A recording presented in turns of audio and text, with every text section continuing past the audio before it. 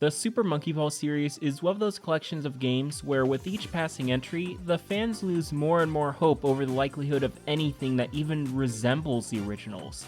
While the first handful of games were beloved by many, Sega started straying further and further away from what fans wanted over the years. Here's the deal though, I've never played any of the games in this series besides the first two. So today, join me as I begin my journey through all of the mainline games to see how and where the series fell off track. So without further ado, hey there, I'm Kardino, and welcome to Fallout, a Super Monkey Ball retrospective.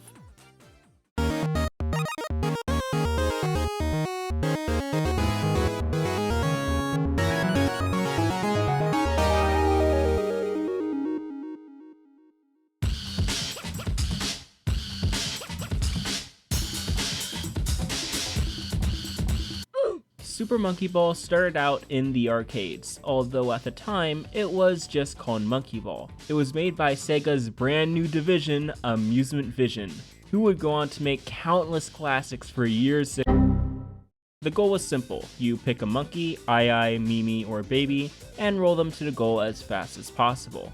The difference between this and similar games though, is where others had you directly manipulating marbles or whatever spherical objects you were guiding, here you'll be tilting the entire stage and letting gravity do the rest. Now what you're seeing here is an unofficial remake on the GameCube. There are a few visual changes like the UI, but for all intents and purposes, it's the same game and a pretty good way to look back at where the franchise started. But moving on, let's get to the good stuff. In 2001, AV decided to make an enhanced port of this game for the up-and-coming GameCube as a launch title. They were actually going to make it for the Dreamcast, but you know. Now, don't get me wrong, this is largely the same game, but with extra features and stages. You see, everything is divided into 3 difficulties, beginner, advanced, and expert. Plus, there's hidden extra stages for each if you can complete them under certain conditions. And let me tell you, the certain conditions to unlock these stages are really unforgiving. For beginner and advanced, you have to get a perfect run. So even though you have lives, it largely doesn't matter for someone who wants to see their play session through to the end. Now expert mode is a little more generous. All you have to do here is make it to the end without running out of lives. If you do, you can use a continue and finish the session, but you won't get the extra challenge at the end. Seems simple, until you realize just what you're up against. Expert is a massive 50-stage gauntlet, which will truly put your Monkey Ball skills to the test. And what's more, you only start with 3 lives, with 3 more being collectible through banana hunting. But to unlock Master, the secret difficulty, your job isn't over yet.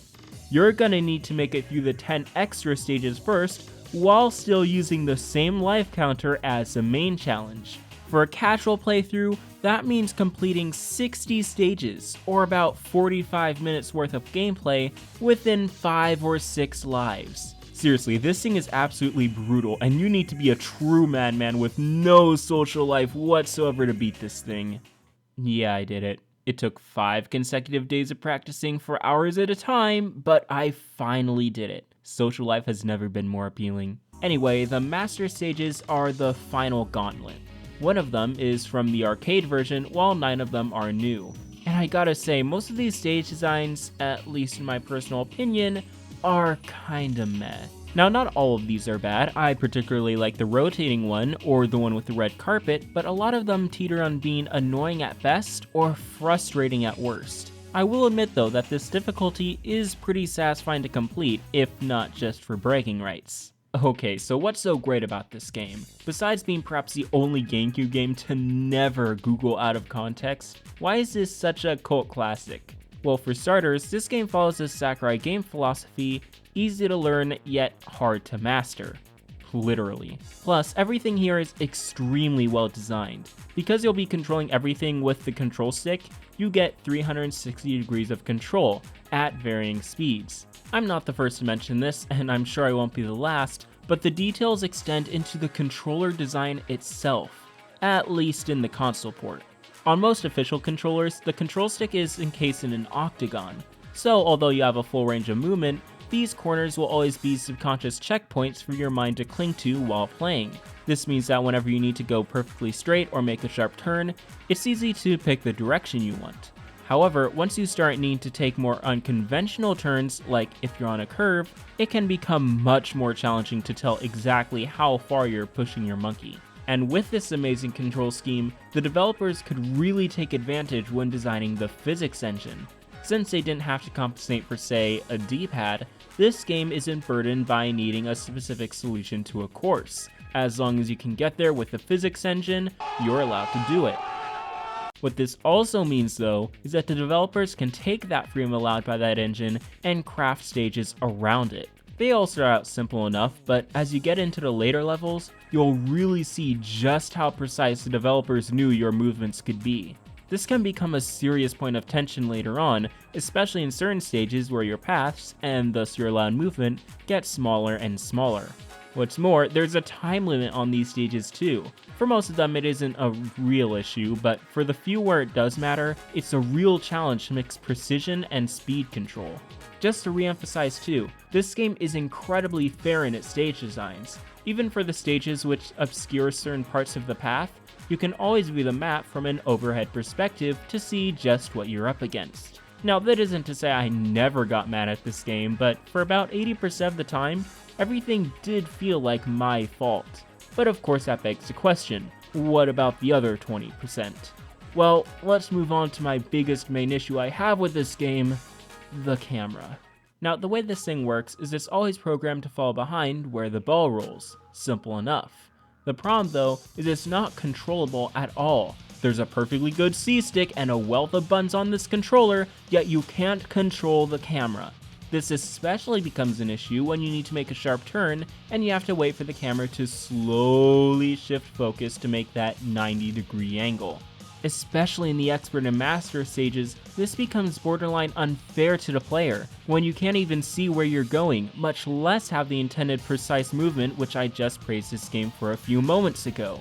And sometimes, when making sudden drops, like in some of those later stages, you can't see the platform below you, so you have to make a general guess on where you're gonna land. The minimap sort of fixes this issue, but it really isn't a great compensation. And the worst part?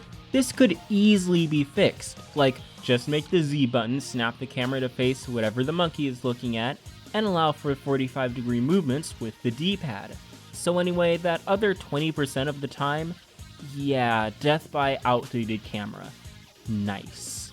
But anyway, let's take a look at the actual super part of this Monkey Ball game.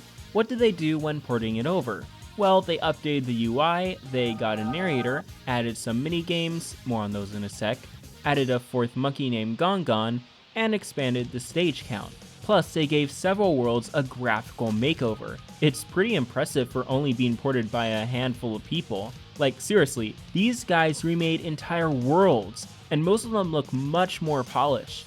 I will say though that in some aspects, they may have gone a little too ambitious. I appreciate the technical achievements, but some of them just make it harder to see where you're going, and there's some times where I just prefer the duller, higher contrast look of the old version. I particularly hate the shining glass surfaces, which look fancy but make it harder to see where you're going. So yeah, that's the main game. It's a decent challenge and for the most part is excellently designed.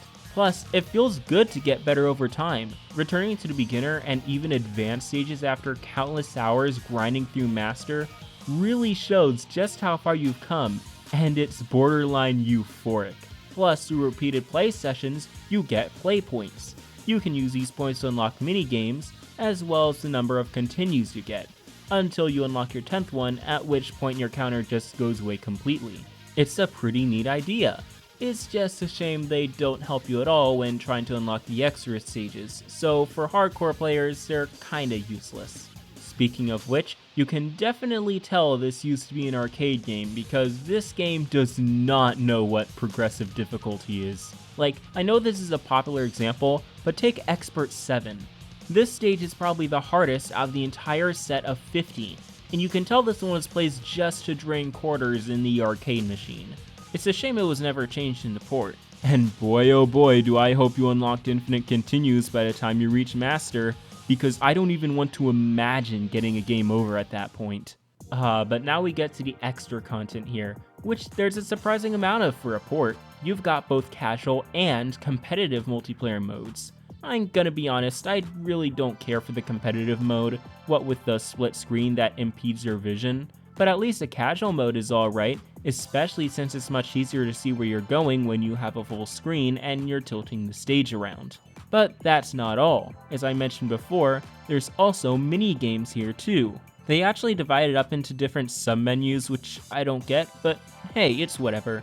Here's a brief rundown of my opinions on each, in no particular order. Monkey Race is exactly what it sounds like. Get to the goal as fast as possible while getting items totally not inspired by Mario Kart in order to screw over your opponents. Pretty solid side activity, although the controls could certainly be better. Monkey Bowling is kinda garbage. You stop a cursor which determines your angle, stop another cursor that determines your power, and hope you don't immediately run off the side of the map. You'll play it a few times, say, huh, that was neat, and never play it again. Monkey Golf is alright, certainly a quality time waster. It's mini golf, except that power cursor from bowling comes back, and the later courses are slanted so you have to make sure not to roll off. Out of the 3 games so far, I see myself coming back to this game the most. Monkey Billiards is pretty fun, although the lack of rule sets is a bit of a bummer. It's your standard US 9-ball mode, so it's pretty easy to pick up and play. Also another favorite of mine out of all of these. Next up is Monkey Target. This one is alright, although I never was able to get very good at it. You roll down a ramp to build up speed and then glide to nearby islands. Depending on where you land, you get a set amount of points, and the goal is to rack up as many as possible. Additionally, at the start of every round, you spin a roulette to see just how hard the game screws you over. You might have aerial obstacles, bombs that bounce you off the target, or clouds that obscure your vision. Thankfully, this can be turned off though, along with the items which I was never good enough to unlock. If you're into this sort of thing, good for you, but I found it a bit too difficult for my taste. Yeah, I said it. Last here is Monkey Fight. This is a terribly controlled, top-down brawler, which is just about the most slapped-together, thoughtless button masher I can think of. And I love it for that. This is truly the multiplayer game of this package, and I really liked it. So with all that being said, is Super Monkey Ball a good game? Heck yeah! Despite the wonky difficulty progression, despite its flawed camera, and despite its age, it's still a blast to come back to today, and should it come back in a retro collection one day, I would totally be on board. Additionally, there are so many little touches I find amazing, like playing through the credit scene at the end, or the shameless branding on all the products. I feel like the best word to describe this game is charming, and it would go on to spark a great fan base. But the sequel? Ooh boy, get ready, because if this game was a classic, the next game is a masterpiece. But until then, thanks for watching, and I'll see you in the next video.